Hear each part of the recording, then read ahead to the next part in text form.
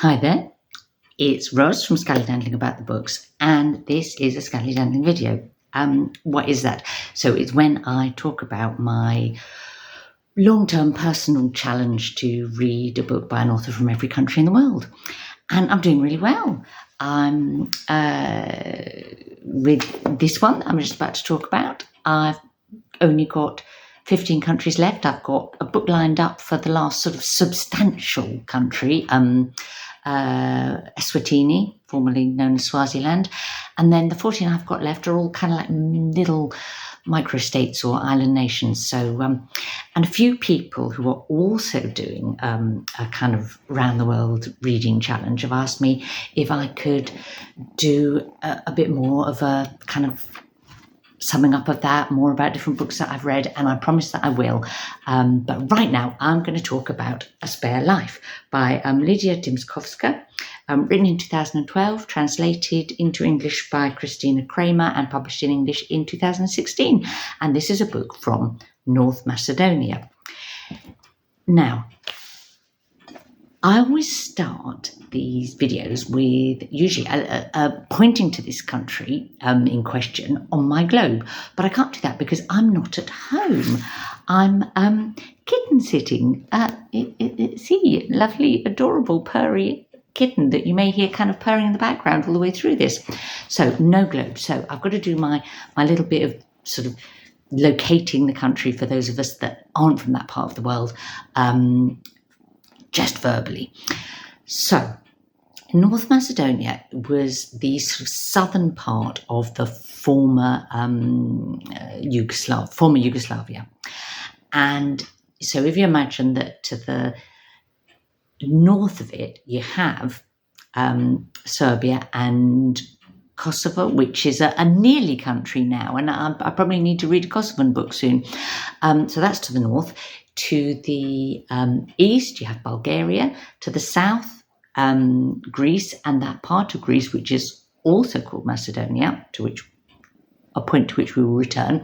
And then to the west is Albania, and then sort of beyond Albania is the Mediterranean Sea. So Macedonia is a landlocked country. It's quite small, it's very mountainous, very beautiful. It has some amazing, huge lakes that apparently are well worth a visit. I quite fancy. Lake Ohrid is the most sort of well known, and population less than 2 million people. So, small place, and a relatively new country. So, loads and loads of interesting history. I mean, I feel like every time I do one of these Scallydandling videos, I say, oh, what an interesting history this place has. And, because in fact, everywhere does, doesn't it?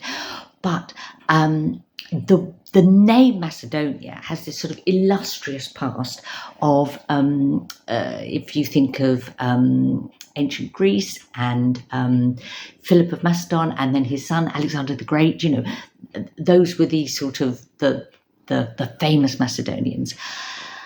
It became a Roman Republic of, again, called Macedonia, that sort of a wider area than what is now North Macedonia. That became part of the Byzantine Roman Empire, and then part of the Ottoman Empire, so that, ruled by the Turks.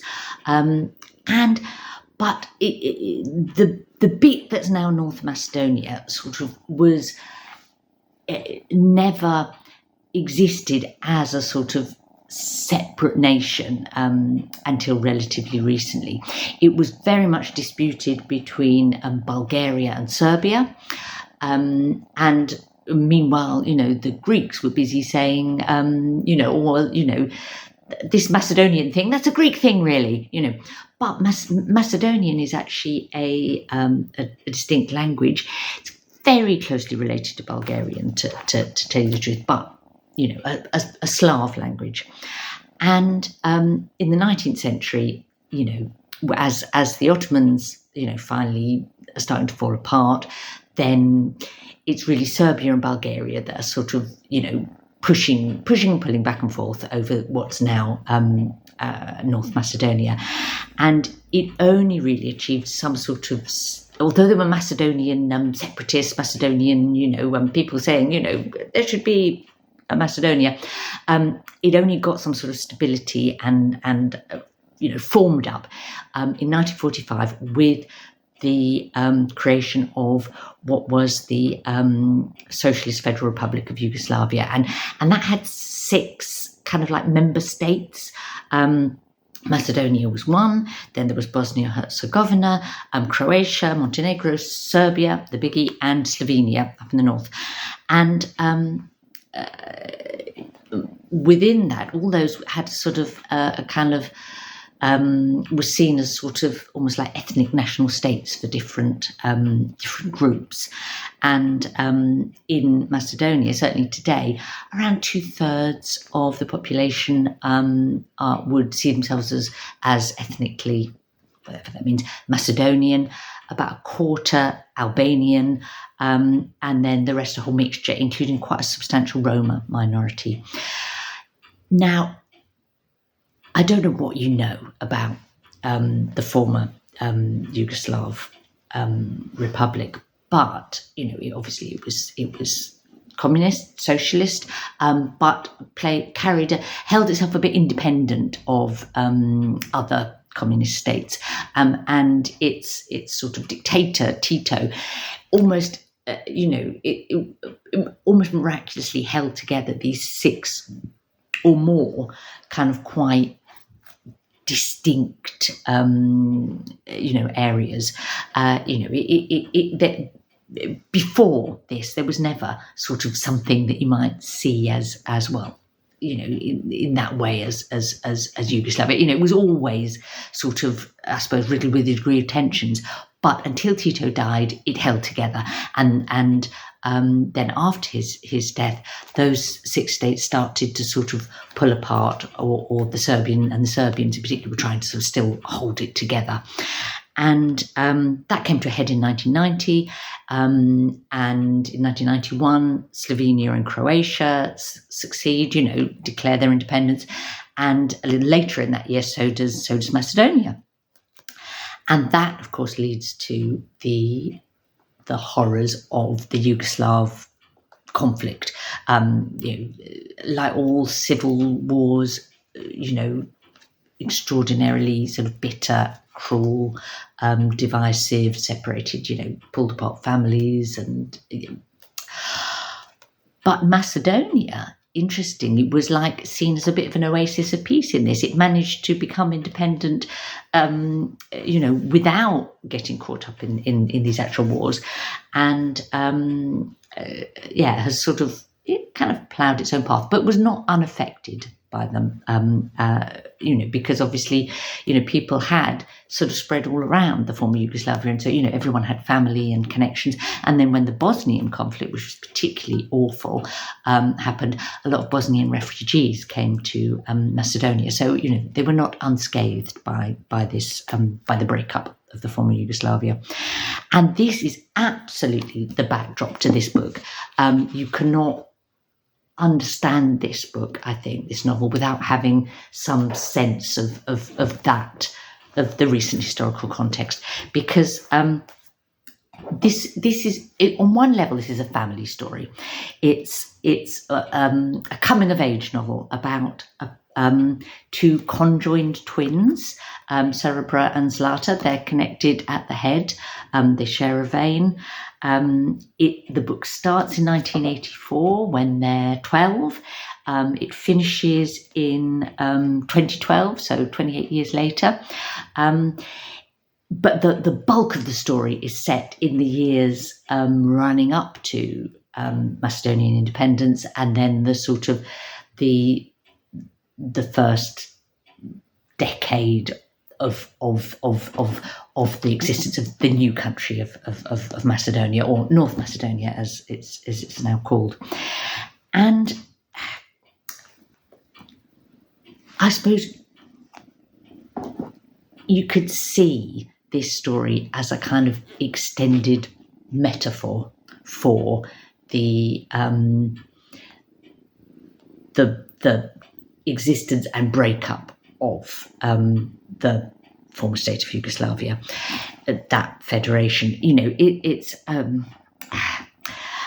being these twins, you know, that are tied together, whether they like it or not, that are reliant on each other, and yet have this kind of love-hate relationship, you know, degree of resentment, you know, who yearn for the opportunity to be separated, to have independent lives. You know, you can see how that works as a metaphor for the Yugoslavian breakup. And the author, Lidija Dimkovska, is quite explicit about that. You know, she says that the book is dedicated to that generation of young people, herself included, whose lives were sort of started under being told they should be proud Yugoslavs, you know, proud of being part of that federation, and then, you know, had their lives pulled apart by separation and you know, the opportunities, but also the losses of independence. How does it work as a novel? It feels quite long, I would say. I mean, it is moderately long. How many? You know, it's like, I don't know, getting on for 500 pages. But it also feels long in the way that some 500 pages, books perhaps wouldn't. It has moments of really great drama, real emotional complexity, very moving bits. It really addresses sort of disableist prejudice, you know, the from family, from strangers, from neighbours, you know, at school, you know, how is it to be a conjoined twin, you know, the practicalities of that experience. But there's loads about grief, there's loads about family relationships. It's yeah, all of that is very rich, along with the political context. The style is quite strange, I suppose. It obviously is a first-person narrative. You know, it's told in the voice of Zlata, one of the two twins, and I suppose in the nature of a first-person narrative, there's a lot. It's very much tell rather than show. It goes into enormous detail in a way that I suppose it feels like a real memoir, you know, because you have that combination of sort of huge events and almost inconsequential or even grotesque detail about family life, about, I don't know, chopping up cabbage, or you know, where their mother hoarded things under the bed, or you know, every layer. There's a lot of dark humour in the book, which I really appreciated, and I'm enormously glad to have read it, and I found it overall extremely rewarding. But it's not a book that I would say, read this, you'll have a brilliant time. You know, it had moments that brought me great pleasure, and other moments where I thought, like, this is a bit heavy going, I suppose. So would I recommend it? Well, definitely, if you're on a Read Around the World challenge and you want to read something from North Macedonia, you know, this is probably your best choice. And you will get a lot of a sense of what it means to be North Macedonian from this book, as well as a really strong story and, you know, this kind of family saga almost. I would also say it's worth reading if, like me, you have an interest in the really vibrant and interesting literature that's kind of grown out of the breakup of Yugoslavia. You know, there's some really tremendous sort of writers that have